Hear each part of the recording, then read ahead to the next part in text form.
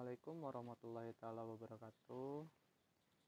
Di sini dengan saya Derlan Iksan Fauzan. Saya mahasiswa Universitas Juanda Kota Bogor semester 6.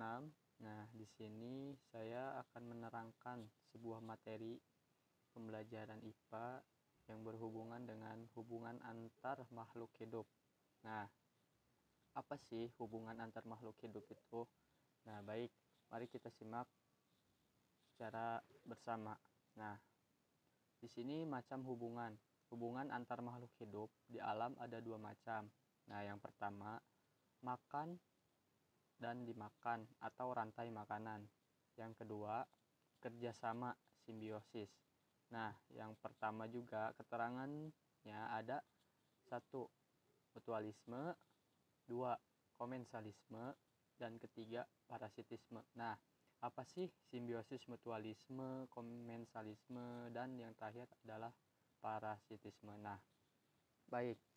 Nah, untuk lebih jelasnya, di alam terjadi peristiwa makan dan dimakan sehingga membentuk rantai makanan. Dengan adanya makan dan dimakan, jumlah populasi makhluk hidup di alam mengalami perubahan. Nah, contohnya di sini ada seekor kucing ya, dan juga seekor tikus yang ya notabene-nya dikejar gitu. Kucing memakan tikus sehingga populasi tikus terkendali seperti itu. Jadi itu adalah rantai makanan yang ada di sekitar kita atau di alam ya, khususnya dimakan atau memakan seperti itu. Nah, selanjutnya contoh rantai makanan pada ekosistem sawah. Nah, di sini peristiwa makan dan dimakan yang terjadi di alam tersebut rantai makanan ya, yang terjadi sebelumnya seperti kucing dan tikus seperti itu, dimakan dan memakan. Nah, di sini pengurai itu terlepas dari padi, terus kembali lagi ke ini ya, belalang. Nah, dari belalang kita lanjut ke katak atau kodong ya, kodok kecebong. Kalau misalnya di suku Sunda atau Jawa Barat itu lebih banyak disebutnya kayak lancet seperti itu ya. Nah, lanjut ke ular. Nah, terus ke pengurai lagi, terus dan seterusnya seperti itu. Nah, di sini jaring-jaring makanan. Nah, rantai makanan yang saling berhubungan. Nah, kenapa saling berhubungan? Karena memang ekosistem alam jadi terjaga dan tetap stabil seperti itu. Contohnya di sini seperti gambar berikut ya. Nah, di sini ada padi, ada ulat, ada tikus, ada belalang, ada burung, ada kodok atau katak ya, burung hantu, ular, dan yang terakhir ada raja wali atau elang seperti itu ya. Nah, jadi rantai makanan yang memang terjadi seperti ini membuat semuanya terkendali ya, ekosistem itu terkendali secara alami dan terjaga gitu. Nah, di sini ada produsen itu rumput ya. Nah, produsen rumput serta yang kedua ulat, tikus maupun belalang itu menjadi konsumen tingkat 1. Nah, lanjut lagi kepada burung ya, di sini yang burung warna biru ya, dan seekor katak gitu menjadi konsumen tingkat 2. Nah, daripada itu lanjut lagi, kita naik lagi nih kepada seekor ular dan burung hantu ya. Ada 2 ekor untuk konsumen tingkat 3. Nah, rantai makanan yang terakhir itu di peringkat teratas ada di puncak rantai makanan, yaitu raja wali atau seekor elang. Nah, itu adalah konsumen tingkat 4 seperti itu. Nah, kita lanjut lagi. Nah, teman-teman, di sini ada piramida makanan. Nah, sama seperti sebelumnya, namun di sini ada rincian berbentuk piramida ya. Yang pertama di sini ada produsen, konsumen tingkat 2, konsumen tingkat 3. Nah, di sini ada konsumen tingkat 4. Nah, sama seperti halnya yang sebelumnya, namun di sini lebih singkat dan lebih rinci seperti sebelumnya yang memang ada beberapa hewan yang terukur di situ beberapa hewannya, konsumen 1, 2, 3 sampai konsumen 4 seperti itu. Nah, nah di sini ada padi, tikus, ular dan elang Raja Wali. Nah, ini singkatnya daripada yang sebelumnya gitu ya, dari rantai makanan sebelumnya yang memang ini lebih simpel lagi dengan struktur piramida makanan gitu. Nah, jadi kenapa tingkatan ini sangat penting? Karena kembali lagi ya, ekosistem alam itu akan sangat terjaga ketika rantai makanan pun terjaga dengan baik gitu, dari produsen, konsumen tingkat 1, 2, 3 dan 4 yang terakhir seperti itu. Contohnya seperti contoh sebelumnya dan contoh yang berikut ini yang lebih simpel lagi seperti itu. Oke, baik, kita lanjut. Nah, teman-teman, di sini piramida makanan menggambarkan bahwa jumlah produsen herbivora, karnivora. Nah, di sini contohnya produsen kembali lagi kepada rumput atau misalnya padi seperti itu ya. Nah, di sini herbivora, misalnya herbivora apa nih? Misalnya nggak sekedar burung aja ya, misal belalang dan sebagainya, ulat seperti itu ya, yang memakan dari produsen ke herbivora. Lalu karnivora, nah di sini karnivora contohnya ular dan elang ya, Raja Wali untuk bagian karnivora seperti itu. Nah, di sini dasar piramida atau produsen adalah tumbuhan hijau, sebab hanya tumbuhan hijau yang bisa membuat makanan sendiri melalui proses fotosintesis. Nah, seperti itu. Jadi menghasilkan fotosintesis itu adalah tumbuhan hijau yang bisa membuatnya gitu, membuat makanan sendiri seperti itu. Jadi dikatakan produsen gitu. Nah, jadi setelah itu ada kelanjutannya herbivora dan karnivora dari rantai makanan selanjutnya seperti itu. Lalu, nah di sini apa sih simbiosis, hubungan antar makhluk hidup selain makan dan dimakan? Nah, yang kita bahas di awal tadi ya, ada 3 jenis simbiosis, yaitu yang pertama simbiosis mutualisme, yang kedua simbiosis komensalisme, nah yang ketiga ada simbiosis parasitisme. Nah, untuk teman-teman yang belum tahu atau mengenal lebih jauh lagi 3 jenis hal ini atau simbiosis ini memang sangat penting untuk di kalangan ekosistem ya, ekosistem rantai makanan. Nah, jadi penjelasan selebih rincinya sebagai berikut. Nah, jadi di sini yang pertama simbiosis mutualisme. Nah, apa sih simbiosis mutualisme itu yang akan kita bahas nih? Nah, simbiosis di mana keduanya sama-sama untung. Nah, contohnya, nah di sini ada gambar kerbau dan burung jalak nih. Pasti udah teman-teman sebelumnya atau adik-adik sebelumnya sudah tahu lah ya apa itu simbiosis mutualisme, gambarannya seperti apa. Nah, mari kita bahas lagi dengan perinci, dengan jelas kembali seperti itu. Di sini ada gambar. Nah, di sini ada burung jalak untung karena mendapat makanan dengan mematuki kutu yang menyerang kerbau. Nah, untuk kerbau pun untung gitu ya, karena serangan kutu atau sarang kutu di badannya itu berkurang dimakan oleh burung jalak. Nah, burung jalak dan kerbau seperti itu. Nah, ini simbiosis mutualisme yang saling menguntungkan. Nah, di satu sisi sang kerbau pun tidak terganggu adanya sang burung seperti itu, dan sang burung pun tidak merasa ditolak atau diganggu oleh sang kerbau seperti itu. Jadi saling kerjasama gitu ya, saling menguntungkan. Ya, sang burung memakan kutu-kutu yang ada di badan atau bersarang di badannya kerbau.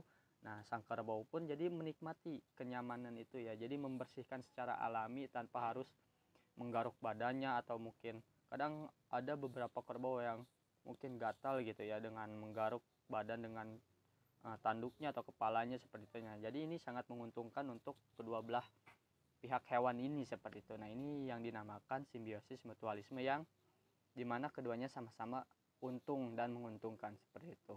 Baik, lanjut. Nah, simbiosis mutualisme juga tidak hanya sekedar kerbau dan burung jalak ya. Nah, di sini ada tawon dan kupu ya, atau kupu menghisap sari bunga dan tanpa sadar juga membantu penyerbukan seperti itu. Nah, kita bahas dulu.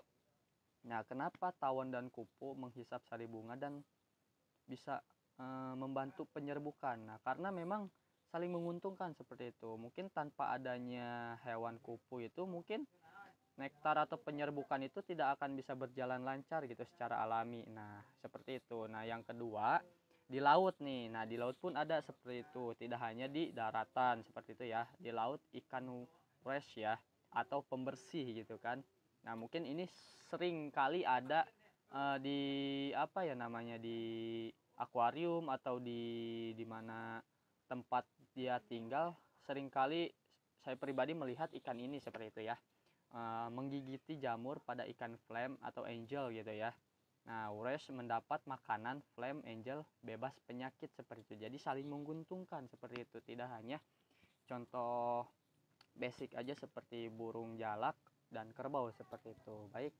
Nah, lanjut yang kedua ya. Nah, di sini ada simbiosis komensalisme ya.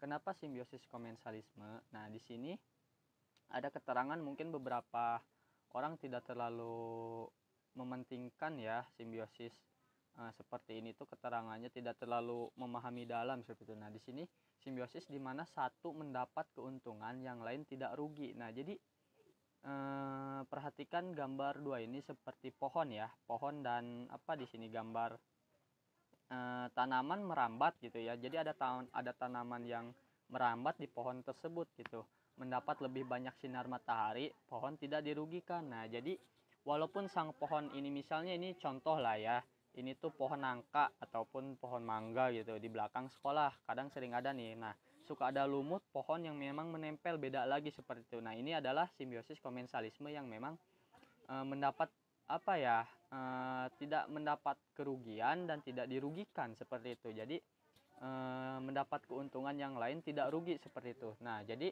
lanjut di sini seperti contoh berikut ada apa, ikan ya, ikan badut gitu ya, ikan badut yang sering kita lihat di film-film kartun seperti itu ya. Nah, ikan Nemo gitu ya.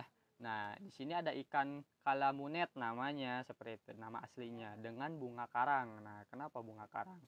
Nah, kalamunet mendapat perlindungan dengan bunga karena tidak dirugikan. Nah, kenapa tidak dirugikan? Nah, penjelasannya seperti ini.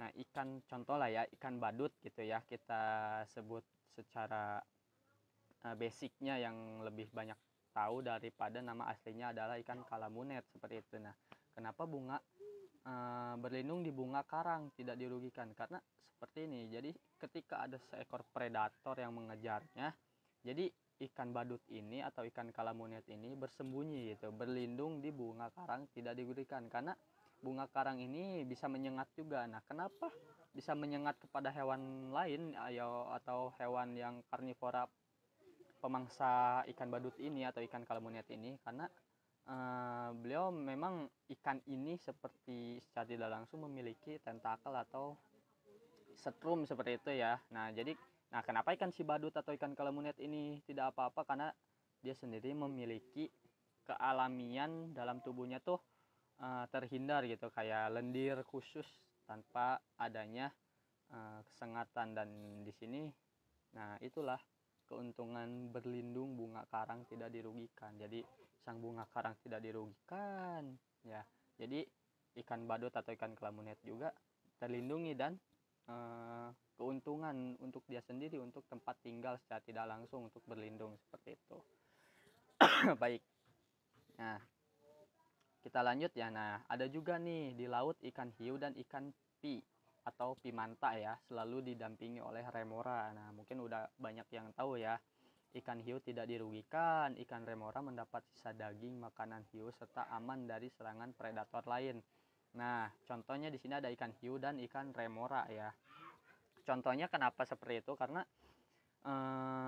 ikan hiu itu kan memangsa daging ya ikan lain atau hewan-hewan lain. Nah, mungkin sisa-sisa makanan yang ada di mulutnya yang menempel ataupun di bagian gigi dia tuh jadi menjadi makanan gitu. Nah, jadi saling menguntungkan, di satu saling menguntungkan dapat makanan sisa, di satu sisi dia dapat perlindungan secara tidak langsung seperti itu. Nah, di sini ikan pari. Nah, ya kan, ikan pari melindungi dari predator lain ya, ikan yang di bawah ikan pari ini berlindung gitu ya Daya. Nah, jadi ikan tersebut tuh terlindungi. Jadi ikan pari tidak dirugikan ataupun membuat merugikan ya. Jadi ikan pari tidak dirugikan, justru menguntungkan bagi ikan yang berlindung bersama ikan pari tersebut maupun ikan hiu gitu. Nah, kita lanjut. Nah, di sini ada yang terakhir ya. Yang ketiga, parasitisme ya, simbiosis parasitisme. Nah, di sini ada simbiosis parasitisme itu apa sih? Nah, simbiosis di mana satu mendapat untung yang lain dirugikan. Nah, contoh basic lah ya. Kenapa seperti itu? Nah, contohnya di diri kita sendiri nih, di diri kita pribadi seperti itu ya. Yang banyak menguntungkan tuh pertama simbiosis mutualisme ya. Nah, pertama lagi di sini ada suatu hal yang tidak ada untungnya bagi kita sendiri gitu ya. Jadi di sini sangat dirugikan ya. Contohnya di sini ada kutu lah ya. Contoh kecilnya di badan kita. Jadi kutu yang bersayang di kepala kita itu sangat mengganggu sebenarnya secara tidak langsung, dan itu sangat merugikan kita. Jadi dia menetap, dia bertelur, beranak banyak gitu kan, kepala kita gatal, ketombean dan sebagainya, sangat merugikan manusia dengan kutu rambut seperti itu. Nah, inilah contoh basicnya seperti itu. Ataupun seperti hal-halnya contoh kecil lainnya seperti apa ya, misalnya tuh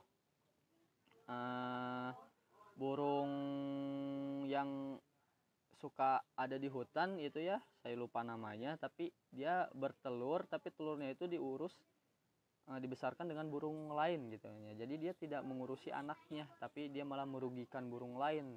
Nah, seperti itu contoh lainnya lebih banyak lagi, tapi di sini kita ambil simpelnya kepada diri kita sendiri yang sering terjadi setiap saat gitu ya, ataupun ketombe ataupun kutu rambut dan sebagainya sejenisnya seperti itu.